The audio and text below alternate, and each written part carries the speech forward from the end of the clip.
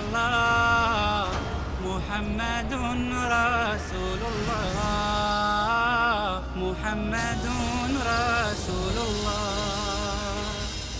أرجو رضاك يا الله أنت الرحيم يا الله هبني عطاك يا الله أنت الكريم منك العطاء يا الله أنت العظيم يا فيك الرجاء يا الله أنت الحليم.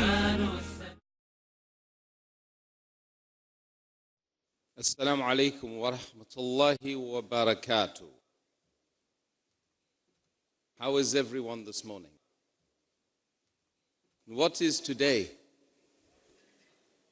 Yom Jummah, MashaAllah, Alhamdulillah. What a beautiful day. And I just want to remind you why we're here.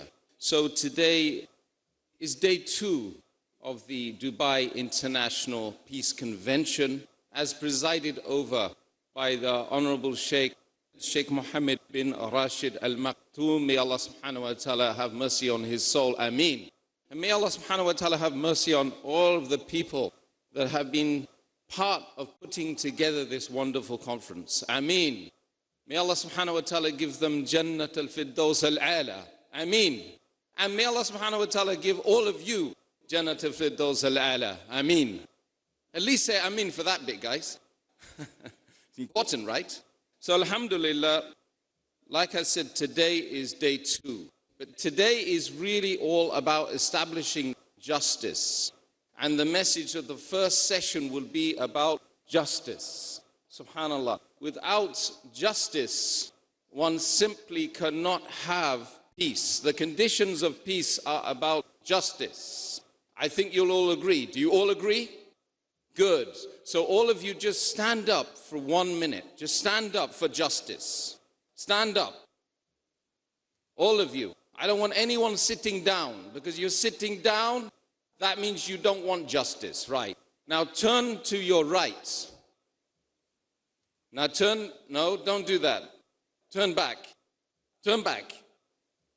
Just hug the guy on your right. That's what I meant. Hug them. Everyone hug the guy on their right. Okay, that's beautiful. Wonderful. Excellent. Do you feel better now? Okay, you've established justice between you and the person standing next to you. That's fantastic. Now all you got to do is take that message across the world. And that's what you need to do next.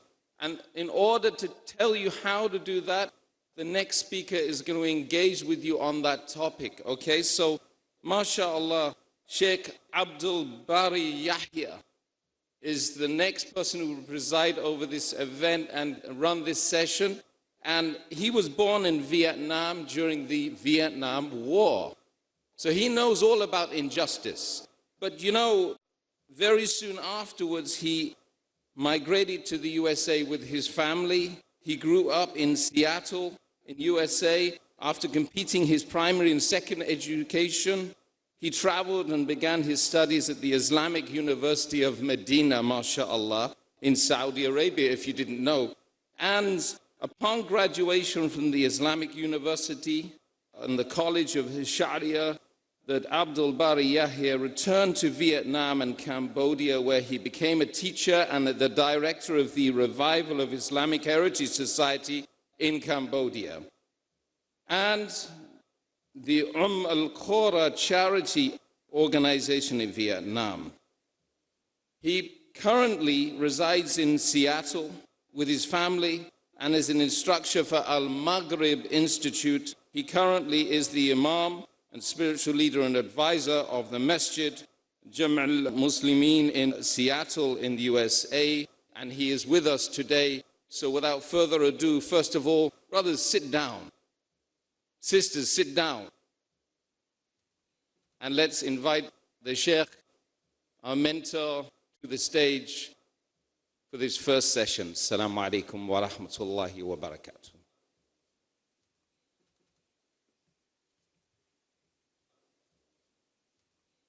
إن الحمد لله نحمده ونستعينه ونستغفره ونعوذ بالله من شرور أنفسنا وسيئات أعمالنا من يهده الله فلا مضل له ومن يضلل فلا هادي له أشهد أن لا إله إلا الله وحده لا شريك له وأشهد أن محمدًا عبده ورسوله يا أيها الذين آمنوا اتقوا الله حق تقاته ولا تموتن إلا وأنتم مسلمون يا أيها الناس اتقوا ربكم الذي خلقكم من نفس واحدة وخلق منها زوجها وبث منهما رجالا كثيرا ونساء واتقوا الله الذي تساءلون به والأرحام إن الله كان عليكم رقيبا يا أيها الذين آمنوا اتقوا الله وقولوا قولا سديدا يصلح لكم أعمالكم ويغفر لكم ذنوبكم ومن يطع الله ورسوله فقد فاز فوزا عظيما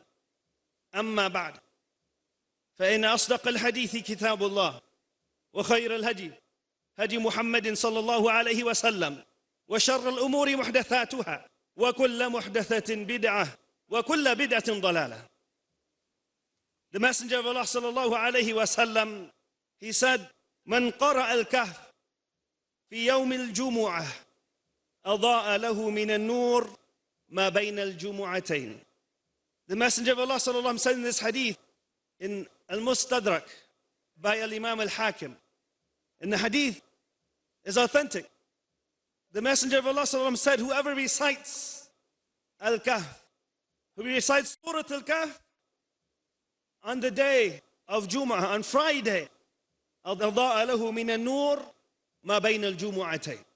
He will have a light that will emit between the two Jumu'ah, between the two Fridays. And so, if you want a light to be able to see, to distinguish what is right from wrong, a light from Allah subhanahu wa ta'ala that will allow you to see the truth as it is the truth, and the guidance from Allah subhanahu wa ta'ala to follow the truth, and that will help you also see falsehood as it is falsehood, and by the help of Allah subhanahu wa ta'ala to help you abstain from it and avoid it. Surah Al-Kahf is one of the most important surahs, and of the whole Quran is important, of course, but specifically in times of trials and tribulations, specifically on Friday, we are ordered to recite Surah Al-Kahf every Friday. Why? We are also ordered to memorize at least the first 10 or the last 10, for it will protect you from the greatest of trials and tribulations that humanity will face. The trials of who? The trials and tribulations of the Dajjal. The Messenger of Allah sallallahu alayhi wa sallam, he said, من حفظ 10 آيات من أول سورة الكهف عصم من فتنة الدجال.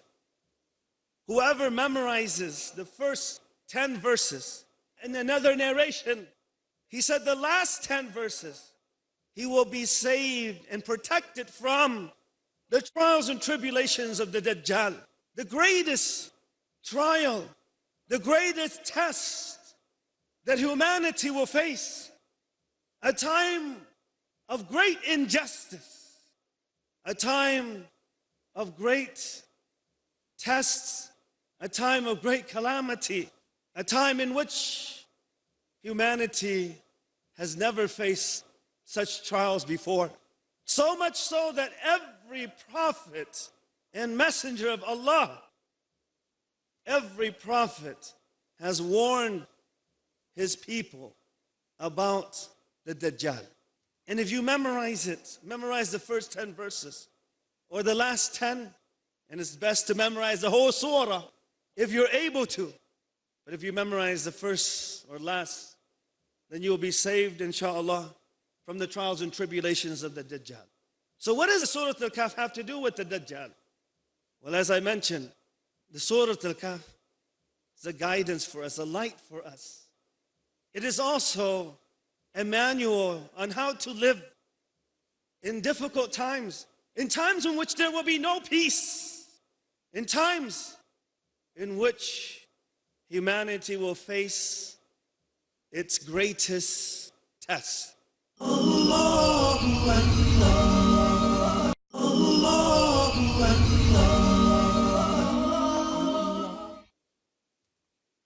Surah Kahf. And what are the lessons and the wonderful benefits that we can extract from so that we can live a life that Allah subhanahu wa ta'ala is pleased with? Well, let's start from the very beginning to see what this surah speaks about.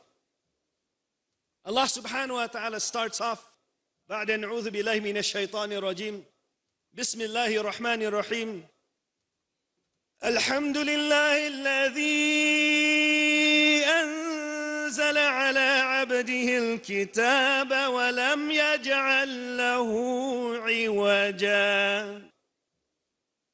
الحمد لله الذي, all praises be to He, all praises be to Allah, who has revealed upon His servant, the Messenger of Allah sallallahu alaihi wasallam. Allah calls him a servant.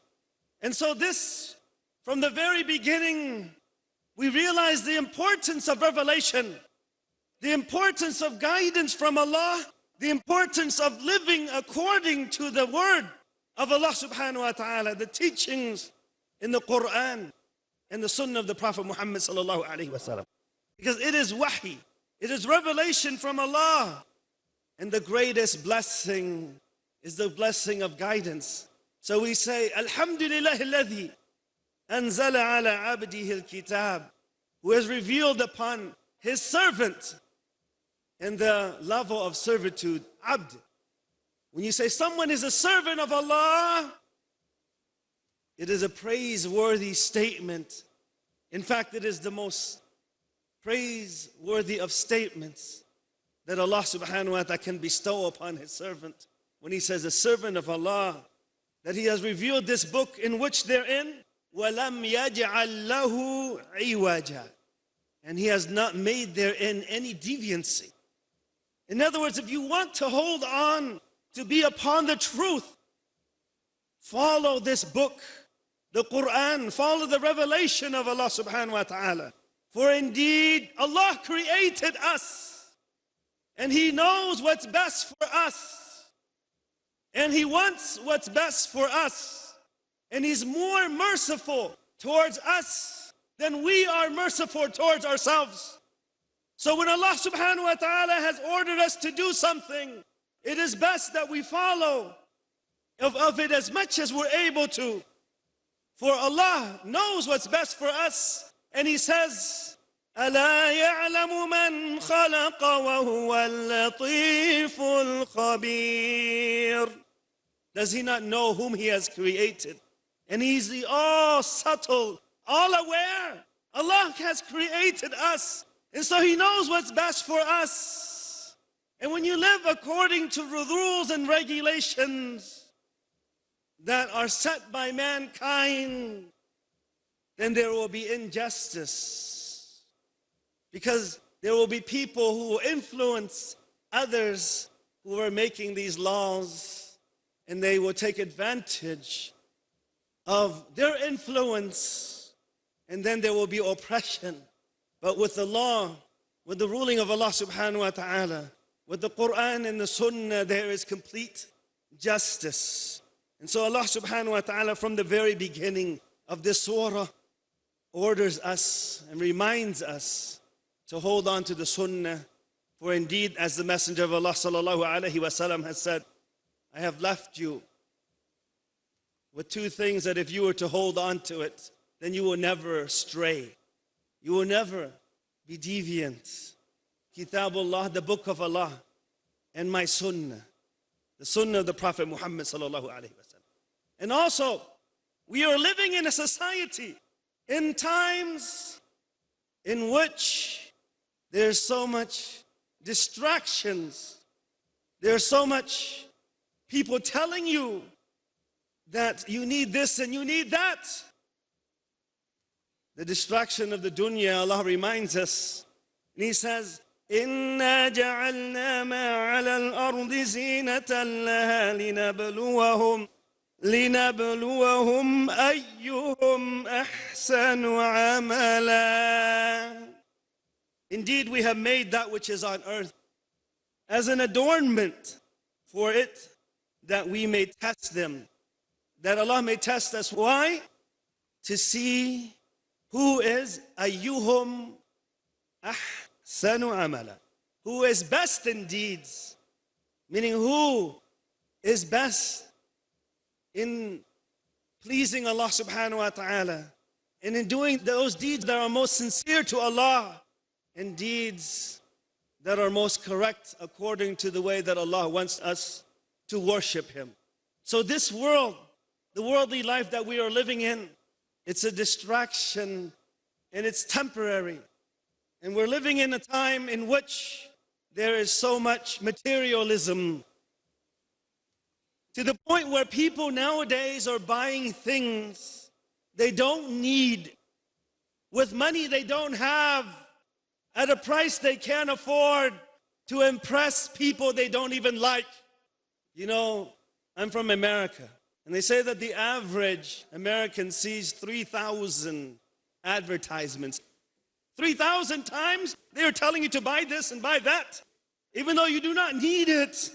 And that is why, you know, your iPhone, your Samsung, you know, your iPhone 5 is perfect.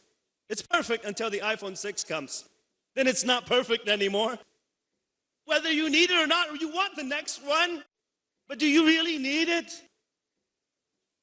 Even if you can't afford it, you buy it because they're telling you you need it, but you don't really need it. And you know, at the times that we are living in right now, we have so many time-saving gadgets. Everything is supposed to save us time. The only thing we don't have is time. Why is that?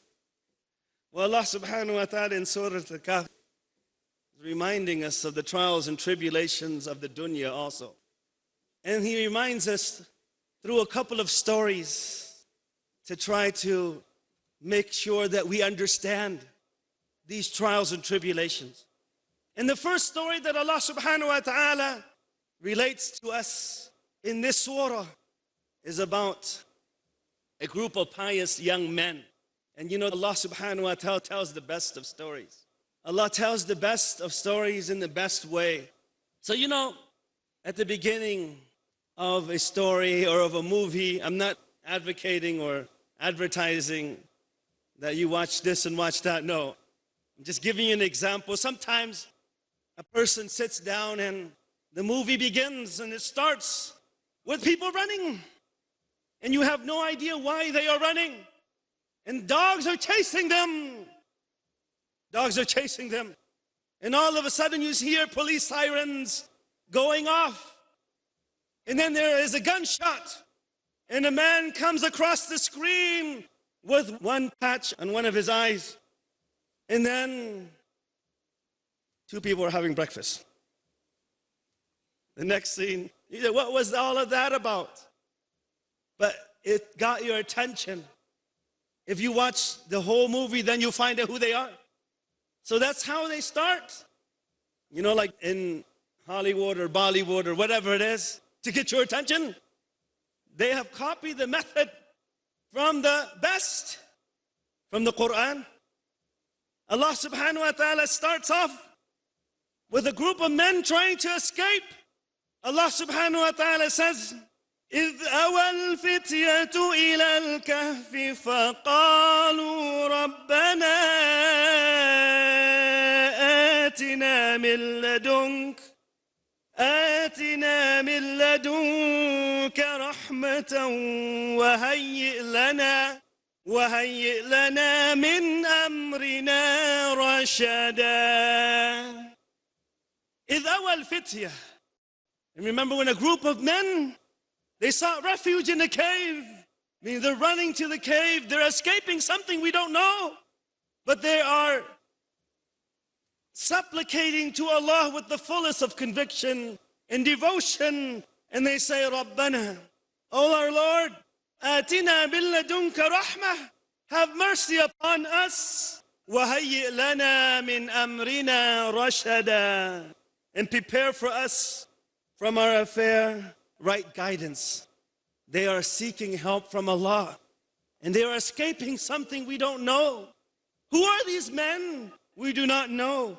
Something else also happened. They escape, and all of a sudden, Allah subhanahu wa ta'ala says, فضربنا على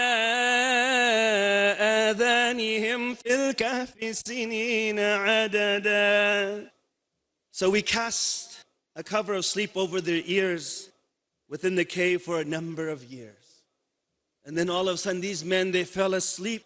And then they wake up many years, hundreds and hundreds of years later. And you're wondering, who are these people? Why have they gone into this cave? So Allah subhanahu wa ta'ala tells us their story. And Allah subhanahu wa ta'ala says, نحن نقص عليك نبأهم بالحق إنهم فتية آمنوا بربهم وزدناهم هدى. Okay, نحن نقص عليك نبأهم بالحق. Let us tell you of their story and truth. So who are they? Now we'll get to the details. After that dramatic scene of them asking Allah, running to the cave, who are they running from? Now Allah is telling us who these people are. إنهم فتية آمنوا بربهم وزدناهم هدى. Indeed, these were young men who believed in Allah. And Allah increased them in guidance. They were pious men. They were men of piety and religion. And they were escaping. They were running away from persecution and oppression and injustice. They were escaping and running away with their deen, with their religion. And so there might come a time, especially in the times of the Dajjal. When the Dajjal comes, remember there is connection of Surah Kahf with the times of the trials and tribulations of the Dajjal. Because the Prophet sallallahu alaihi wasallam mentioned in another hadith in Sahih Bukhari, he said, that time is almost here, that the best wealth that a person can have is a flock of sheep that he takes to the mountain passes to graze, to allow his sheep to graze, escaping from the trials and tribulations with his deen. So there might come a time in which the difficulties, the trials and tribulations are so great that you have to escape with your deen. And so these men are escaping with their deen, and Allah subhanahu wa ta'ala guided them. But why did Allah subhanahu wa ta'ala strengthen them? He created the universe. To him belong the heavens and the earth. The ever-living, he is the first. He's the owner of mercy. He sent his messengers to all